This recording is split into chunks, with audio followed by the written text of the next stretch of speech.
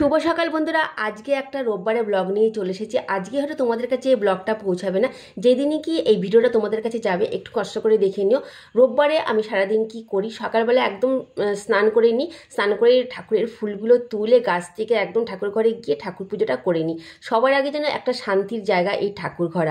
আমার রোববারে ঠাকুর পুজো করতে সকাল সকাল এতটাই ভালো লাগে। যাই হোক, পুজো টুজো করে আমি রান্নাঘরে চলে আসি, একদম নিজের মতন করে এক কাপ বড় কাপে চা করে নিই, তার সঙ্গে বিস্কুট থাকে আমার।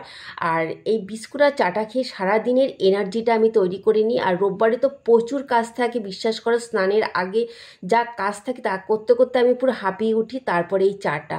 গুড আফটারনুন বন্ধুরা, দেখো আজকে রোববার, আজকে কি করে নিয়েছি দেখো। সব একটু একটু ফ্রিজে ছিল, সব বের করে নিয়েছি, কেননা আমার মানে সময় হয় না অন্যান্য দিন রান্না করা। আজকে রোববার যেহেতু, তাই প্রতি রোববারে আমি তাই করি।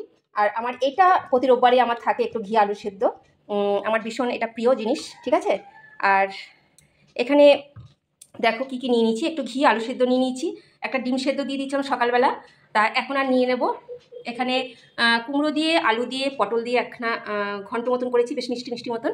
আর এখানে রয়েছে আমার ইলিশ মাছ আর কচু, মানে ওই গাটি কচু দিয়ে ইলিশ মাছ। আর এই গাটি কচু দিয়ে ইলিশ মাছটা আমার কিন্তু খুব ভালো লাগে। আর এখানে রয়েছে কাতলা মাছের ডিম, এইভাবে রান্না করেছি। আর আমি এইভাবেই রান্না করি, একটুখানি পোস্ত পোস্ত লাগে। আর আমার ছেলে এটা খুব ভালোবাসে। আর এই হচ্ছে আজকে আমার মেনু। বলো আমার মেনুটা কেমন হয়েছে অবশ্যই কিন্তু জানাবে।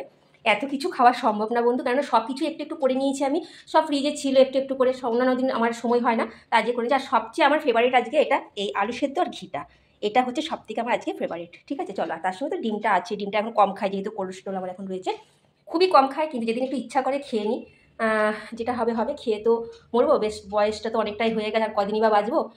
চলো বন্ধুরা, এই হচ্ছে আজকে আমার রোববারের মেনু। তোমাদের কি হয়েছে অবশ্যই জানাবে। আর সোশ্যাল মিডিয়ায় যে চলছে কেস কামারি, খুবই ভালোই হচ্ছে। আমাদের অনেকের অনেক কিছু প্রতিভা আছে, সেগুলো কেউ দেখে না। যারা একদম ফেসবুকের মধ্যে উলঙ্গ হয়ে, ওরা উলঙ্গ নয়, অর্ধলগ্ন হয়ে একদম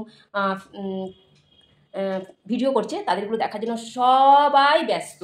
কেন গো, মানে এতটা তোমাদের নিচু মন কেন গো? আর সবচেয়ে দেখো, যে সঙ্গীতা দাস, যে আমাদের ম্যাডাম, উনি যে কেস কামাইটা করছেন, আমার খুব ভালোই লাগছে। চলুক এভাবে, মানে সোশ্যাল মিডিয়াটা অনেকটাই পরিষ্কার হবে, ঠিক আছে। ঠিক আছে, আবার শেষে রয়েছে এখানে ইয়ামি চাটনিটি। মানে কিসের চাটনি বলো তো? এটা আনারসের চাটনি। সবচেয়ে বড় কথা কি বলতো, একটা আনারস নিয়েছিলাম খাবার জন্য, তা একটা তো আমি খেতে পারি না, বাড়ির কেউ খায় না। আর এটা রয়ে গেছে, খাওয়ার পর কিছুটা এটা দিয়ে চাটনি করে ফেলেছি। খুবই ভালো লাগে আনারসের চাটনিতে। তার মধ্যে যদি একটু পোস্ত বেটে দেওয়া যেত তাহলে তো খুবই ভালো হতো বন্ধুরা। তোমরা কে কে খেয়েছো পোস্ত বাটা দিয়ে আনারসের চাটনি, আমাকে জানাবে। আমার তো খুব ভালো লাগে, কিন্তু পোস্ত বাটার আলিশির জন্য আর পোস্তটা দেওয়া হয়নি।